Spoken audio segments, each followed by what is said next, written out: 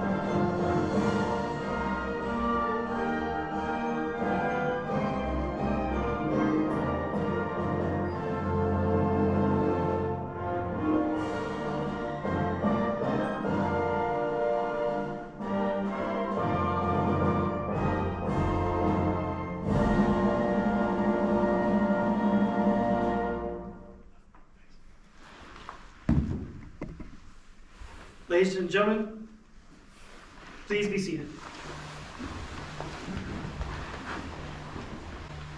Before we begin, we would like to take an opportunity to extend a special welcome to the Senior Master Sergeant Holdenried's family. His daughter, Michaela,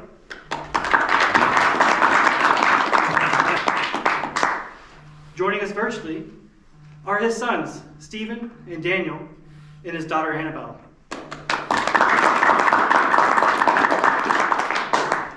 His father, Steve Sr.,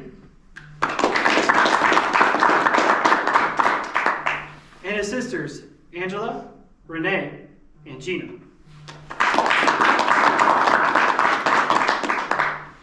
We would also like to extend a warm welcome to all other family members and friends who are joining us virtually.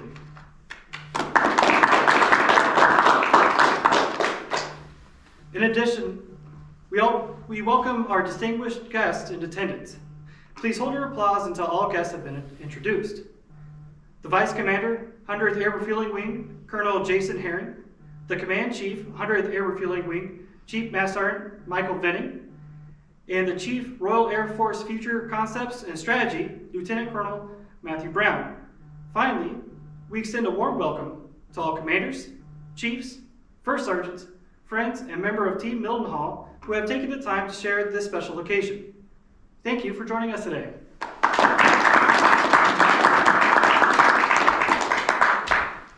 It is now my distinct pleasure to introduce the Director of Operations of the 351st Air Refueling Squadron, Lieutenant Colonel Micah Yost. Am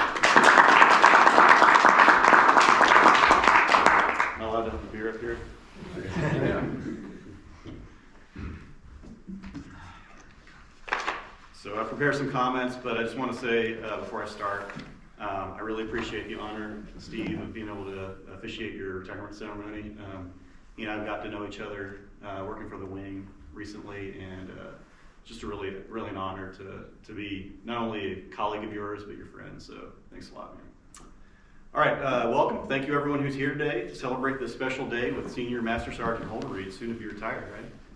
I'd like to recognize Steve's family, his daughter Michaela, who is here today, his son Stephen, Daniel, and his daughter Annabelle, who are in York, Pennsylvania, his dad, Steve Sr., who's in St. Joe, Missouri, and his sisters Angela and Renee in Kansas City, and then finally his sister Gina, who's in Alabama, right? Correct. Okay, great. Also, a warm welcome to Colonel Herring, Chief Master Sergeant Michael Venning, and Lieutenant Colonel Brown for joining us today. Welcome soups, shirts, family, friends, and all who are joining us online today. Thank you for being here. I'd also like to thank Tech Sergeant Anderson, Ms. Hedstrom, and Tech Sergeant White for making this event possible. Also the MP3 player for the wonderful rendition of the God Save the Queen and the Stars and Stripes. Finally, thank you to the Honor Guard as well for making this event special. But today is your day, Steve. Today is a celebration of your 26 years of service to our nation and to the U.S. Air Force. That's over a quarter of a century. In fact, your career started in the previous century.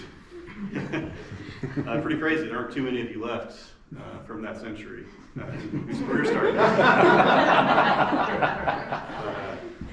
Also, joking aside, today is a capstone of your career, so here we go. So what do we know about Steve? Many of you may not realize that he started out in the Air Force as a firefighter before he became a manpower specialist and before he became a CPI guy. But before that, way back in the 1990s, Steve tried his hand at various activities before he realized his true calling. He worked in a Chrysler factory building cars, where he was nicknamed Steve the Riveter. So the 10% truth rule applies, right? Not aviation people. He was an art design major in college, where he focused in designing ladies' undergarments.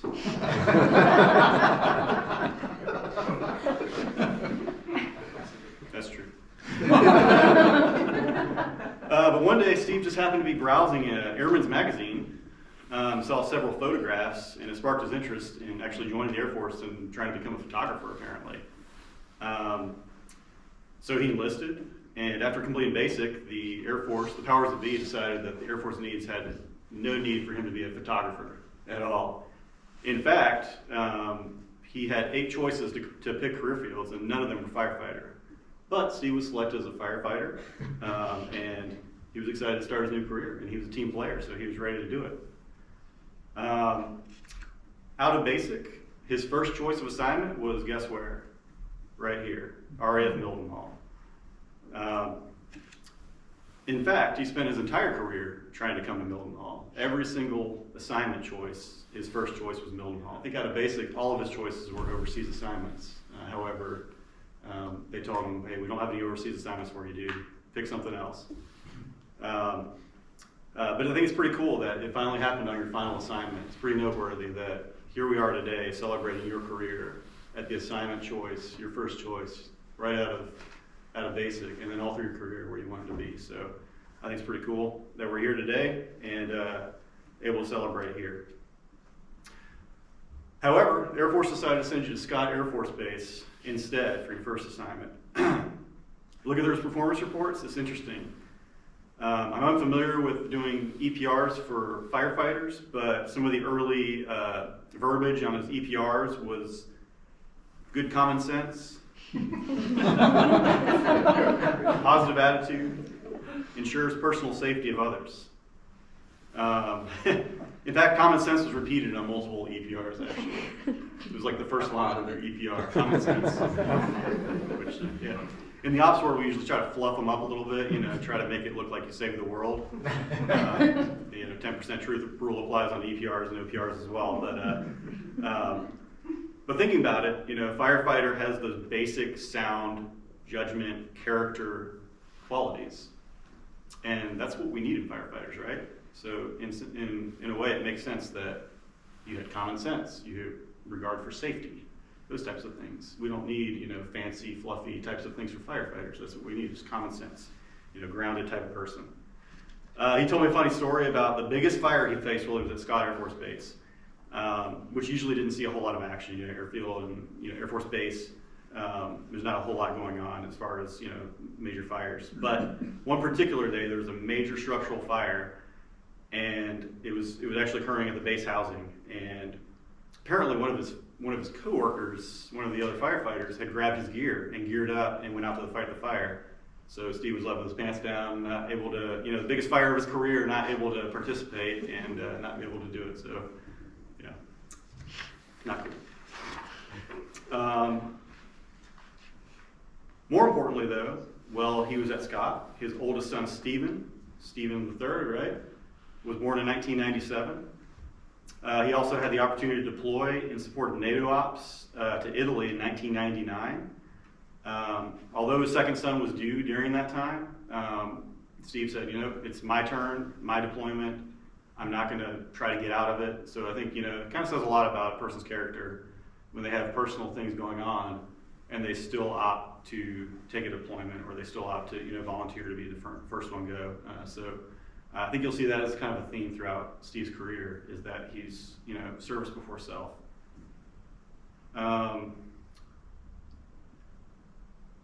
During his deployment, so Daniel was born, and he got to meet him for the first time when he returned home. Italy, actually, it sounded like a pretty good deal. Said he enjoyed his time there. He was visiting a lot of the Italian sites and getting drunk a lot. So, service before self, right? In 1999, Steve finally caught a break and he scored his first overseas assignment, although it wasn't Mildenhall. It was Ramstein Air Force Base. Ramstein, his career as a firefighter really began to blossom. He became a crew chief and a station captain for the fire department. Also, both of his daughters were born there. Annabelle was born in 2003 and Michaela in 2005. And actually, while he was once again deployed, this time to Iraq, Michaela was born. Second child born while he was deployed. His deployment to Iraq was much different than his previous time in the Italian Riviera. Let me tell you. In Iraq, Steve's operating base was in Balad, faced constant mortar fire. He was sometimes sent outside the wire for various rescue and recovery operations. During one such mortar attack, a mortar hit like 20 yards away from Steve while he was in a vehicle, so a pretty dangerous location.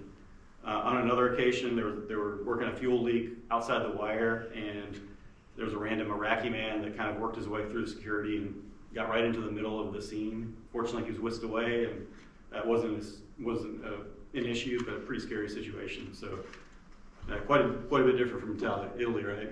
A little bit. Although he missed Michaela's birth, the work he was doing in Iraq was important for our nation and for the Air Force. And by this point, he was already batting .500 for a children's birth. Not bad if you're a baseball hitter, but probably not good for a dad, right?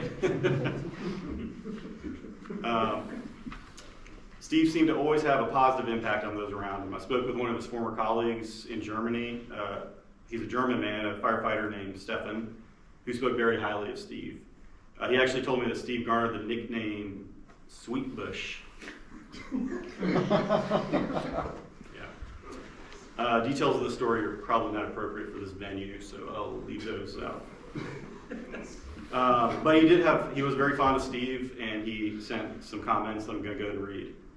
I had a very personal moment with him during one of our English lessons. We were watching the movie Good Will Hunting, and since then we always tell each other, it's not your fault. That's right. Out of the countless American coworkers I spent time with in Ramstein, he is definitely on my top 5 list, and I'll never forget him. That was from your friend Stephen. So, in 2006, despite having orders to Mildenhall, so he finally got the assignment at Mildenhall of his choice, right? However, AFPC decided to. So in 2006, AFPC decided not going to Mildenhall, going to Randolph Air Force Base instead, which is I think JBSA Randolph these days. Continued as a firefighter, serving as an incident commander for a major gas line break to a military family housing unit. So pretty significant there. Save that structure from potentially having a fire. His department earned top fire department 2 years in a row, 2007, 2008 for ATC. So they were top notch there. One of his coworkers, Jeremy Powell, sent him these words. The first shift I ever worked with Steve, they sent him to my fire station in Seguin, Texas.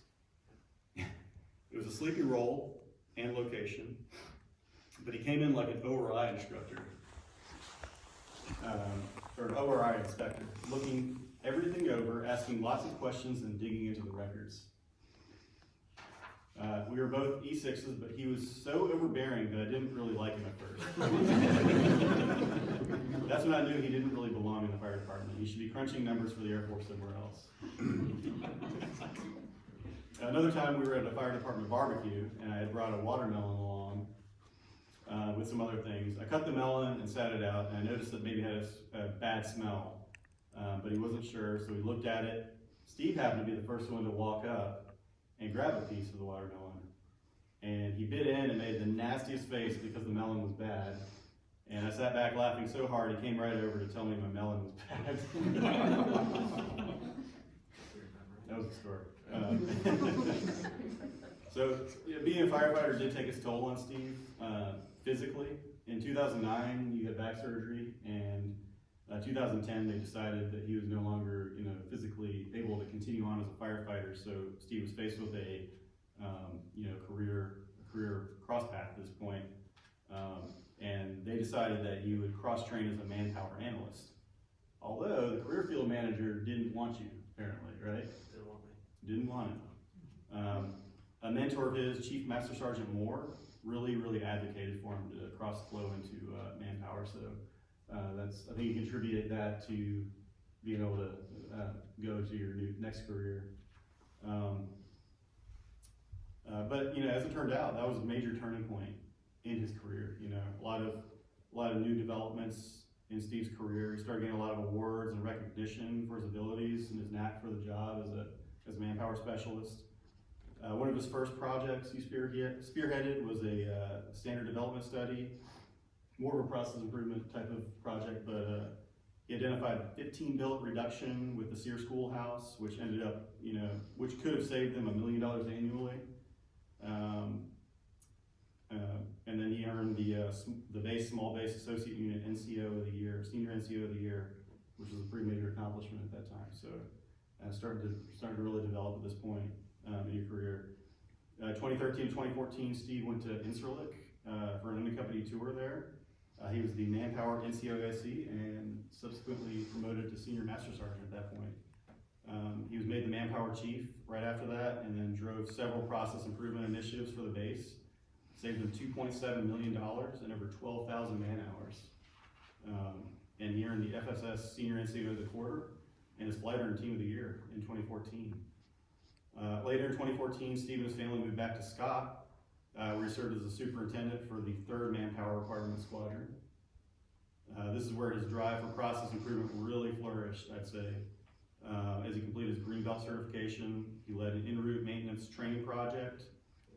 And he said one of the most memorable experiences from that assignment was shutting down the 3rd MRS, which shut down while he was there.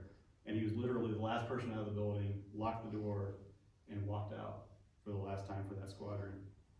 So as he closed that door, another door opened, right?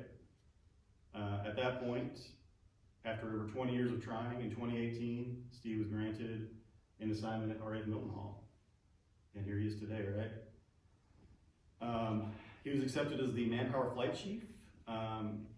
Granted, he was the only person to apply. He's The only only qualified. Only qualified. Sorry. I think the bigger powers were at play, though, that brought Steve back here, or to where he wanted to be, right? During his time at Golden Hall, he completed black belt training and was convinced to take the continuous process improvement CPI position that had recently become vacant.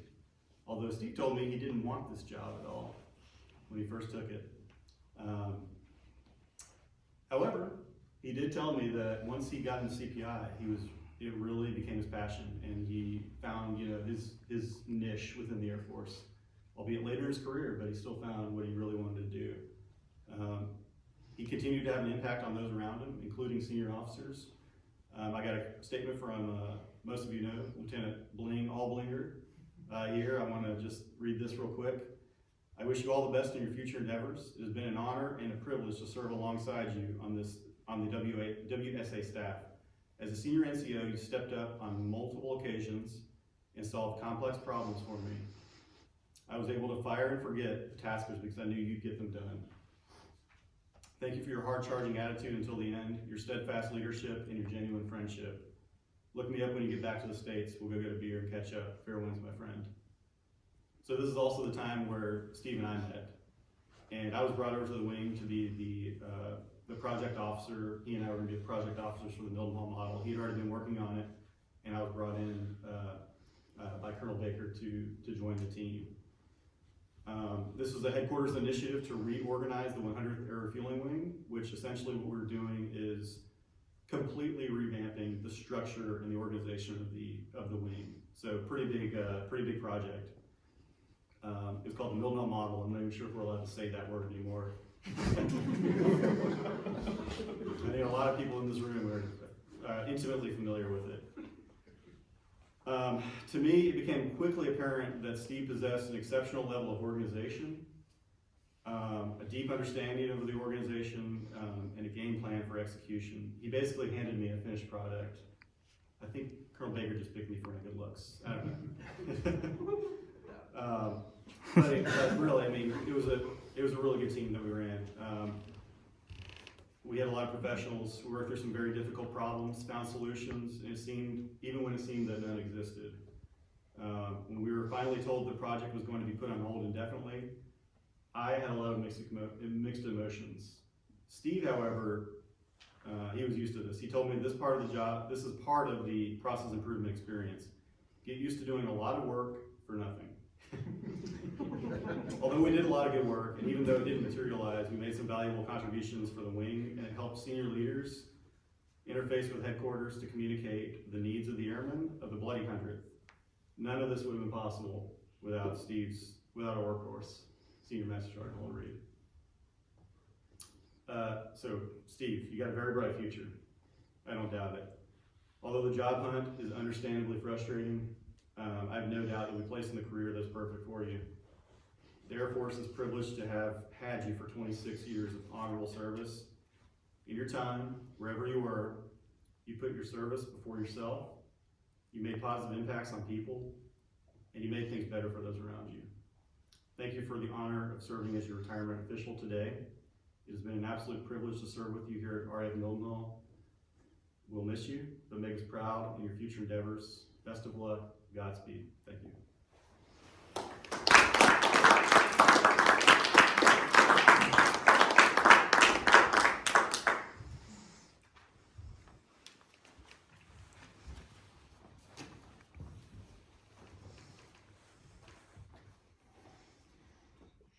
Thank you, Lieutenant Colonel Yost. Ladies and gentlemen, please stand for the presentation of the Meritorious Service Medal to Senior Master Sergeant Holdenried. Attention orders. This is certified that the President of the United States of America, authorized by Executive Order 16 January 1969, has awarded the Meritorious Service Medal to Senior Master Sergeant Stephen T. Holdenried for the Meritorious Service 27 March 2018 to 31 March 2022. Senior Master Sergeant Holdenried distinguished himself in the performance of the outstanding service to the United States while assigned to the 100th Force Support Squadron, 100th Mission Support Group, 100th Air Refueling Wing, Royal Air Force Mildenhall, United Kingdom, from 27 March 2018 to 31 March 2022. During this period, Sergeant Holdenried served as the process manager, leading the wing's continuous process improvement and innovation program, marketing, training, and mentoring over 3,000 base personnel to improve and innovate processes and programs. In this role, he championed a culture of innovation, facilitating completion of 98 improvement projects and yielding $112 million saved and over 478,000 hours saved per year. Additionally, Sergeant Holdenried served as a project manager for 6 large projects, in particular steering the sponsor program overhaul streamlining the process and increasing sponsorship 75%. Furthermore, he mentored 562 personnel, taught 60 classes, 860 hours, generating 10 certified green belts. Finally, Sergeant Holdenried was instrumental in promoting innovation, securing $305,000, 4 command level innovation awards, and 2 Air Force Spark Tank finalist shows. The singular distinctive accomplishments of Sergeant Holdenried culminate a distinguished career in the service of his country and reflect great credit upon himself and the United States Air Force.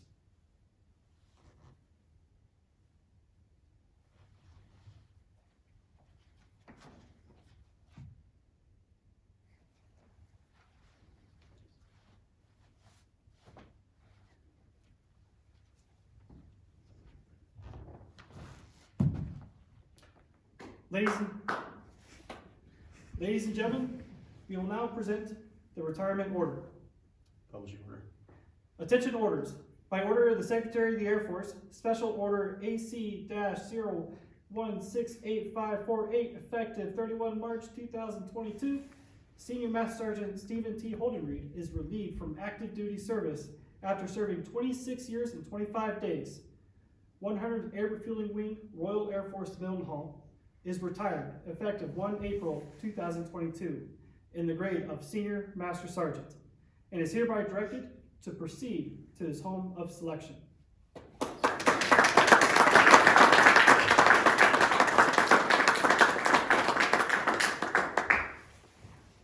Ladies and gentlemen, please be seated.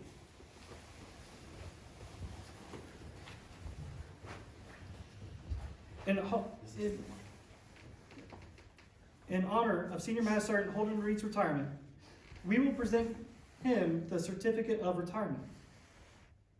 The Certificate of Retirement reads, Certificate of Retirement from the Armed Forces of the United States of America. To all who shall see these presents, greetings.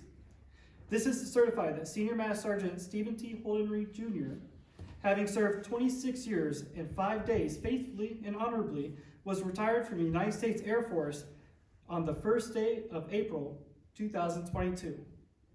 Signed, General Charles Q. Brown, Chief of Staff, United States Air Force, and Colonel Gene A. Jacobus, Commander, 100th Air Refueling Wing.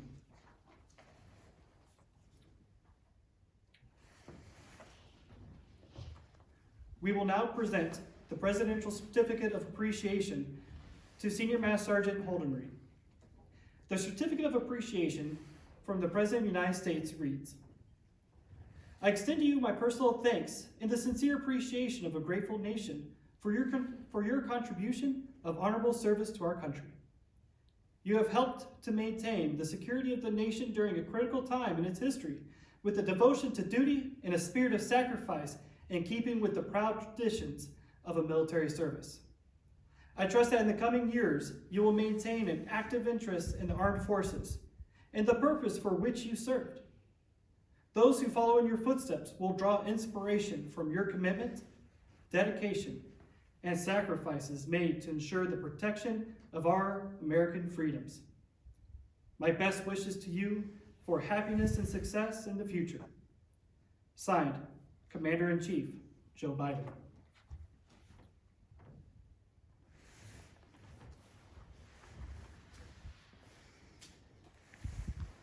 Senior Master Sergeant Holdenried has also received a Certificate of Appreciation from the 19th Chief Master Sergeant of the Air Force, Joanne S. Bass. It reads, I am proud to join your friends and family in congratulating you on your retirement from the United States Air Force. The achievements and contributions you have made throughout your career are indicative of the core values of our great service. Your retirement is well deserved, but your selfless contributions will be sorely missed. On behalf of all airmen, thank you for your faithful and devoted service to our nation. As this chapter in your life closes and a new one begins, I hope that years ahead are filled with more great memories and continued success. Signed, Joanne S. Bass, Chief Master Sergeant of the Air Force.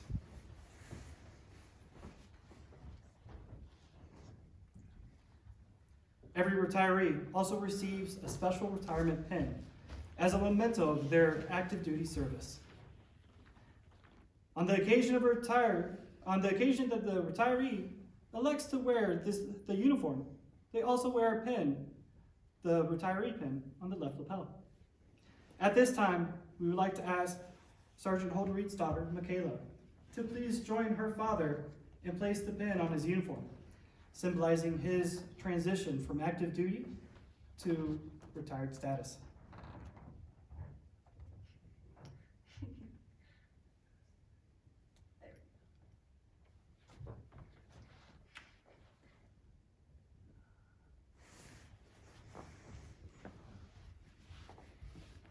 At this time, we would like to present Senior Master Sergeant Holdenried his retirement flag. We ask that the honor guard please come forward for the flag folding ceremony.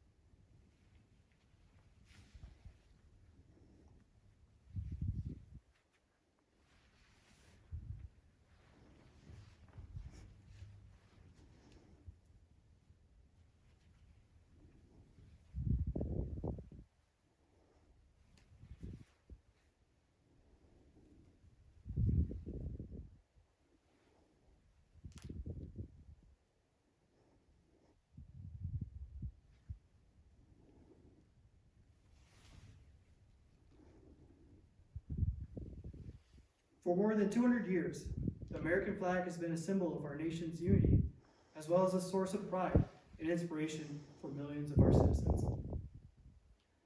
Born on June 14th, 1777,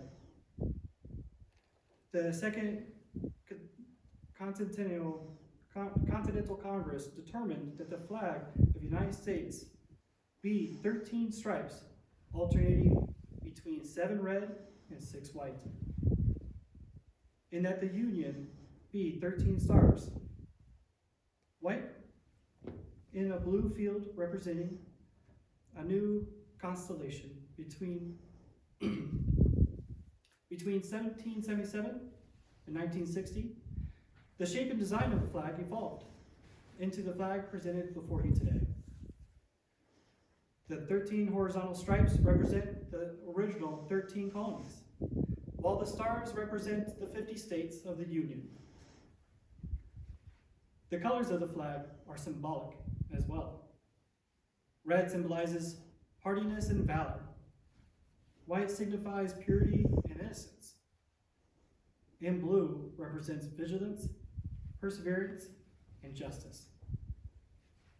Traditionally, a symbol of liberty, the American flag has carried the message of freedom and inspired Americans both at home and abroad.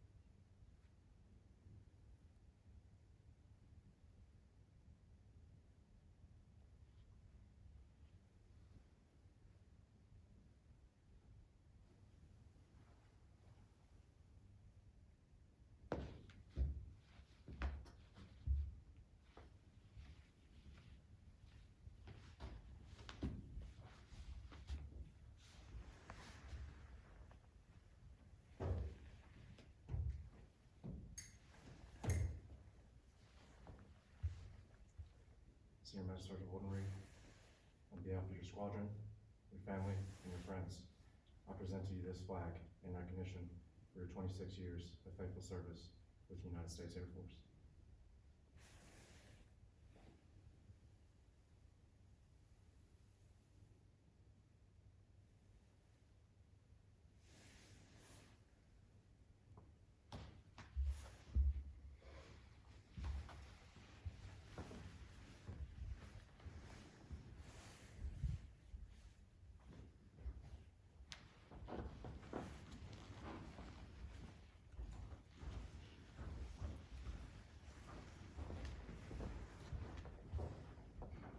Ladies and gentlemen, after 26 years and 25 days of dedicated service, allow me to present the United States Air Force newest retiree, Senior Master Sergeant Stephen T. Holdenried, Jr. United States Air Force, retired.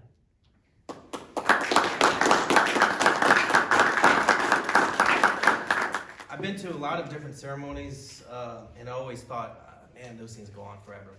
So I didn't even know what time it is. It's a lot past when I wanted it to be, so I'll CPI this. We'll make this get done with this a little quicker. So I'll just start off with some thank yous. First thank you is to Colonel Yost for saying a lot of those things. Some of those things were true, some of them weren't.